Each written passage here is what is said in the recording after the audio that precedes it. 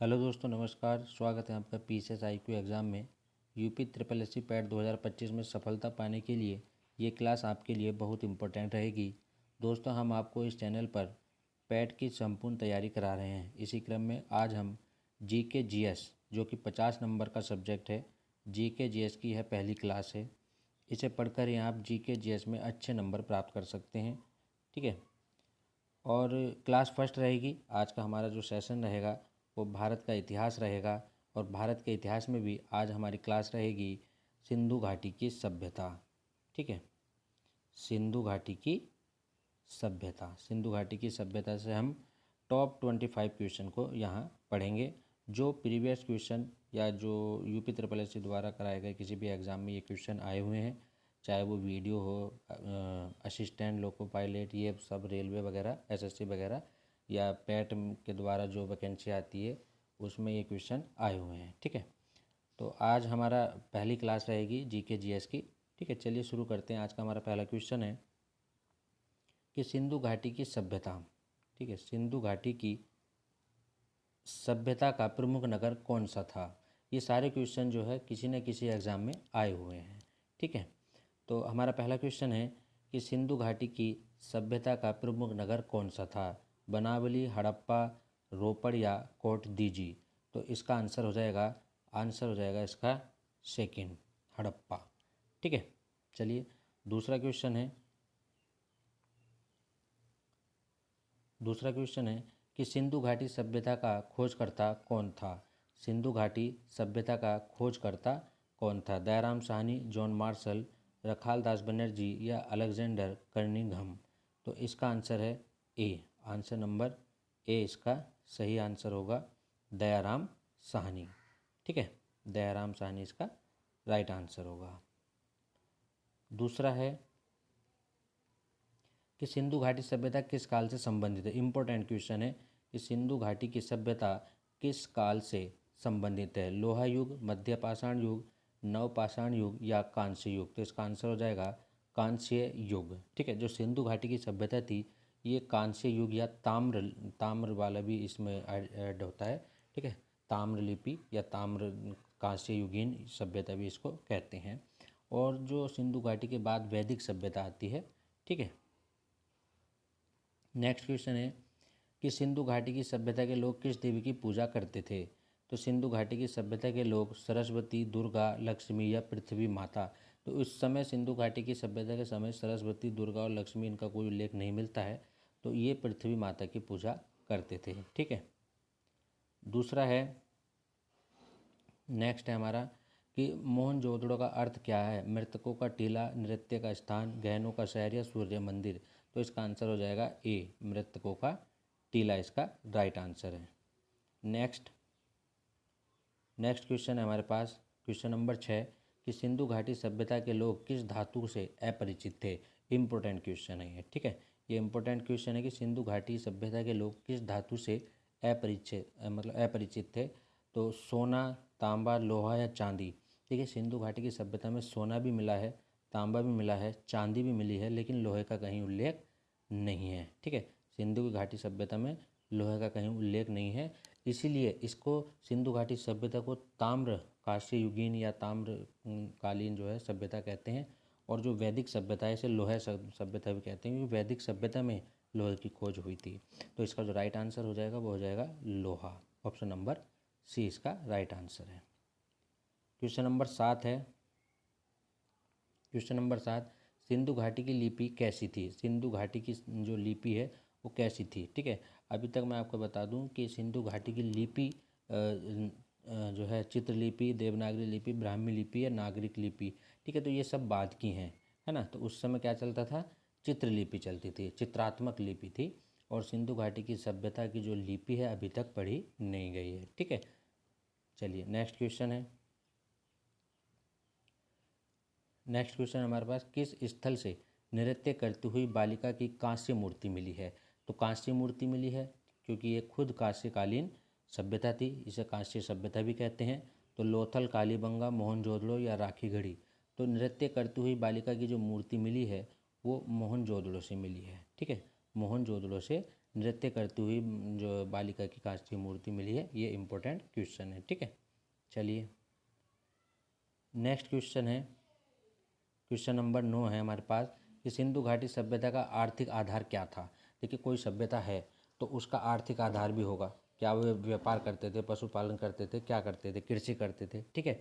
तो अब सिंधु घाटी की सभ्यता में आपको व्यापार भी मिल जाएगा, कृषि भी मिल जाएगी, पशुपालन भी मिल जाएगा। अगर कृषि कर रहे हैं तो पशुपालन जाहिर सी बात है वो करते ही होंगे, ठीक है। तो इन सब का मेल मतलब तीनों चीज़ें जो है सिंधु घाटी की सभ्यता में होती थी। तो इसका आंसर जो हो जाएगा वो हो जाएगा डी, ऑप्शन नंबर डी इसका राइट आंसर हो जाएगा। नेक्स्ट क्वेश्चन है, क्वेश्चन नंबर 10 है हमारे पास कि सिंधु घाटी सभ्यता का पतन किस कारण हुआ। देखिए अलग अलग जो राइटर हैं जिसने इतिहास लिखा है वो अलग अलग अपना मत देते हैं। कोई कहता है कि आर्यों के आक्रमण, जब आर्य आए जो ये वैदिक सभ्यता वाले थे, ठीक है, जो वैदिक सभ्यता है उससे जो आर्य आए उसके आक्रमण से ऐसा हुआ।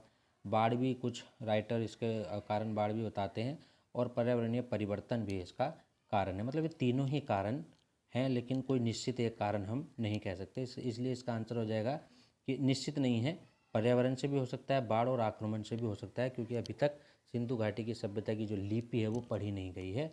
तो हम इसमें नहीं कह सकते कि मतलब उसका निश्चित कारण क्या रहा होगा, ठीक है। चलिए नेक्स्ट क्वेश्चन है, लोथल किस राज्य में स्थित है, ठीक है। तो लोथल किस राज्य में स्थित है, हरियाणा, गुजरात, पंजाब या राजस्थान, ठीक है। तो लोथल किस राज्य में स्थित है, लोथल गुजरात में है, ठीक है। लोथल किस में है, गुजरात में, ठीक है। ये रहा गुजरात में लोथल। लोथल से ही जो है गोदीबाड़ा मतलब जो बंदरगाह है वो प्राप्त हुआ है। ये भी एक्स्ट्रा जानकारी आप याद रखेंगे। फिर 12वां क्वेश्चन है हमारे पास कि सिंधु घाटी सभ्यता के लोग किस जानवर को नहीं जानते थे।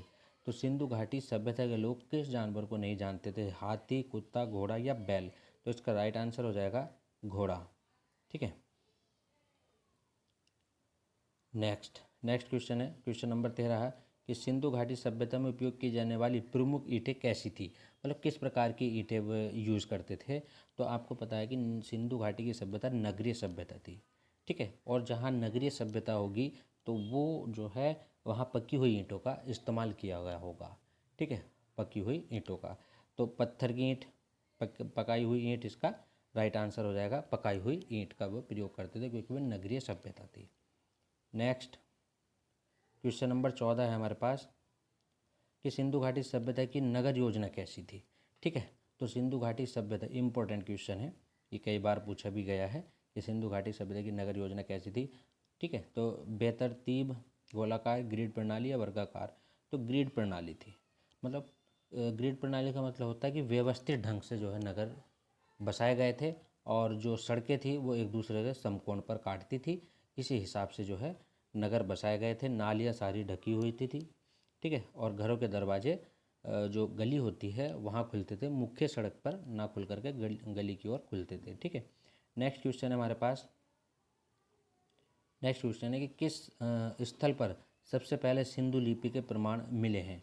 तो सबसे पहले, अब ये देखिए क्वेश्चन को इन्होंने थोड़ा सा चेंज किया है कि किस स्थल पर सबसे पहले सिंधु लिपि के प्रमाण मिले थे। तो सिंधु लिपि के प्रमाण, तो ये मोहनजोदड़ो, हड़प्पा, कालीबंगा या लोथल। तो हमें पता है कि हड़प्पा में सबसे पहले खुदाई हुई थी, और सिंधु लिपि या सिंधु सभ्यता से संबंधित जो भी आज तक हमें प्राप्त हुआ है वो सबसे पहले हमने हड़प्पा में खोजा था। तो इसका आंसर भी हड़प्पा हो जाएगा, ठीक है।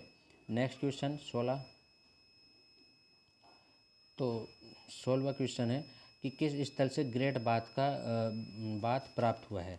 तो किस स्थल से ग्रेट बाथ प्राप्त हुआ है। ग्रेट बाथ मतलब जो वृहद स्नानागार, जिसे अगर हम किताब पढ़ेंगे तो उसमें ग्रेट बाथ का कम यूज़ किया गया है, उसमें लिखा गया है वृहद स्नानागार। तो ये कहाँ से प्राप्त हुए हैं, मोहनजोदड़ो से प्राप्त हुए हैं। इसका आंसर हो जाएगा B, answer number B, Mohenjodaro, ठीक है।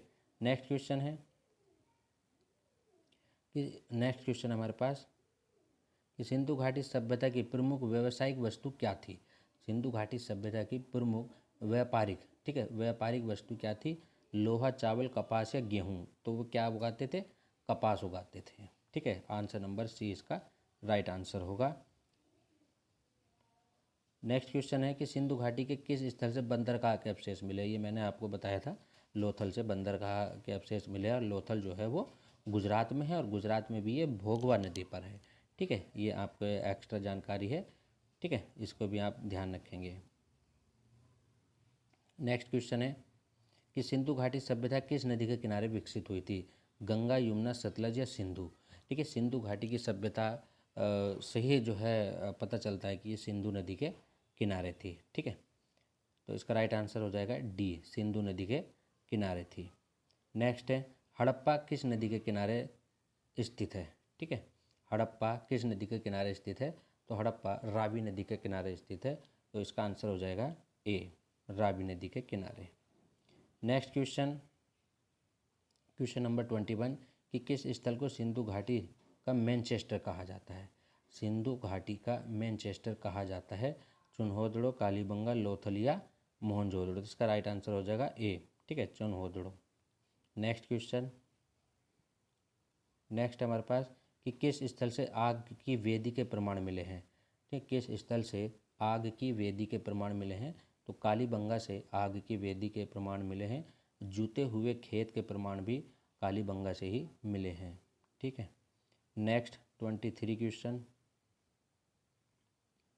सिंधु घाटी सभ्यता की मुद्रा किस धातु की थी? सिंधु घाटी की मुद्रा किस धातु की थी? तांबे, चांदी, सोने या नहीं मिली? तो सिंधु घाटी सभ्यता में अभी तक कोई भी मुद्रा ना मिलने का प्रमाण मिला है। ठीक है, नेक्स्ट है 24 क्वेश्चन, सिंधु घाटी सभ्यता में सिलाई का प्रमाण किससे मिला है? कांस्य मूर्ति से, कपड़े के टुकड़े से, सुइयों से या कंघी से? तो यहाँ सुइयों का प्रयोग, ठीक है, जो सिंधु घाटी की सभ्यता की खुदाई हुई है उसी में जो है सुइयों का मिलना ये दर्शाता है कि सिलाई का प्रमाण है, या मतलब सिंधु घाटी के लोग सिलाई भी क्या करते होंगे।